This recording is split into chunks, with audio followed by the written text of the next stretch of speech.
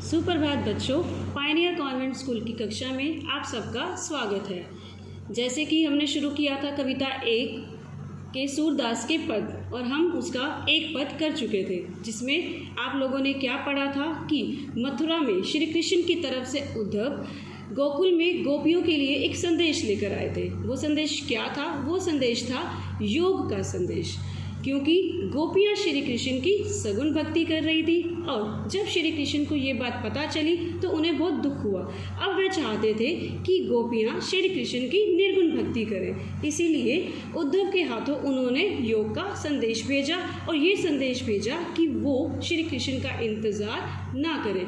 जब गोपियों को यह संदेश मिला कि श्री कृष्ण नहीं आएंगे तो वो बहुत ही दुखी हो गई। तो गोपियाँ क्या कहती हैं? मन की मन ही मांझ रही। मन मतलब दिल, मन की बातें मांझ होता है अपने अंदर, रही रह गई।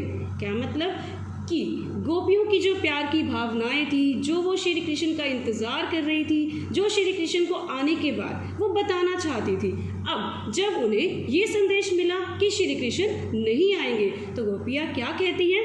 मन की मन ही मांझ रही कि हमारी सारी मन की बातें मन में ही रह गई, हमारी सारी भावनाएं मन के अंदर ही रह गई। कहिए जाई कौन पे उद्धव। अब गोपियाँ उद्धव से पूछती हैं कि हे उद्धव, कहिए, अब आप ही कहिए, कौन, किसके पास हम जाएं? ना ही परत कही, परत मतलब ठिकाना, जगह, ना ही नहीं। कहते अब हमारी कहाँ जगह है, अब हम किसके पास जाएं? ऐसा इसलिए कह रही हैं गोपियाँ क्योंकि उन्होंने दिल से सिर्फ श्री कृष्ण को ही अपना सब कुछ माना था। अब जब श्री कृष्ण ने ही योग का संदेश भेज दिया, ना आने की बात कर दी, अब वो उद्धव से कह रही हैं कि अब हम तो कहाँ जाएं? अब उद्धव तुम ही हमें बताओ। अवधि आधार आस आवन की, आवन मतलब आना, आस मतलब आशा, आधार अवधि, अवधि क्या होता है? समय।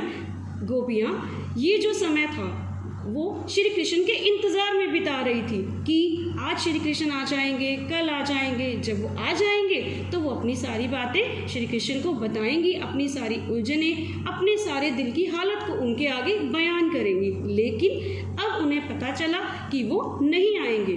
अवधि आधार आस आवन की, कह रहे हैं कि ये जो अवधि, ये जो समय हमने बिताया है वो किस आधार पर बिताया था? आस, आशा में, आवन उनके आने की आशा में बिताया था।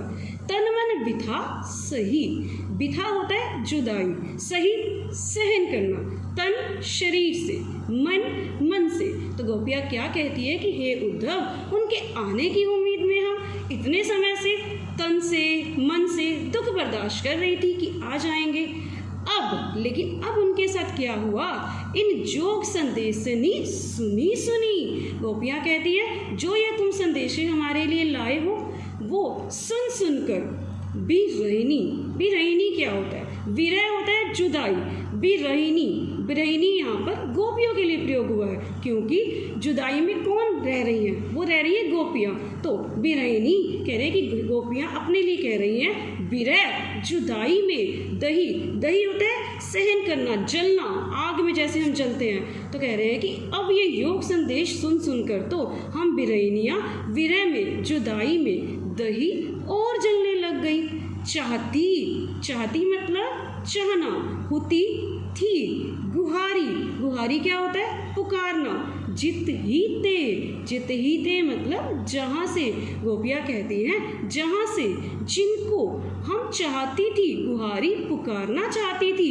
किस चीज़ के लिए? उन्होंने यही सोचा था कि जब भी कोई समस्या आएगी हम किसको आवाज़ लगाएंगे? श्री कृष्ण को। वो हमारी मदद करेंगे, हमारी समस्याओं का समाधान निकालेंगे। कहते जहाँ से हम रक्षा के लिए पुकारना चाहती थी, उतते वहाँ से क्या हो गया? धार बही, वहाँ से तो योग की धारा ही बह गई, मतलब वहाँ से तो योग का संदेश आ गया। सूरदास अब धीर धरियों क्यों?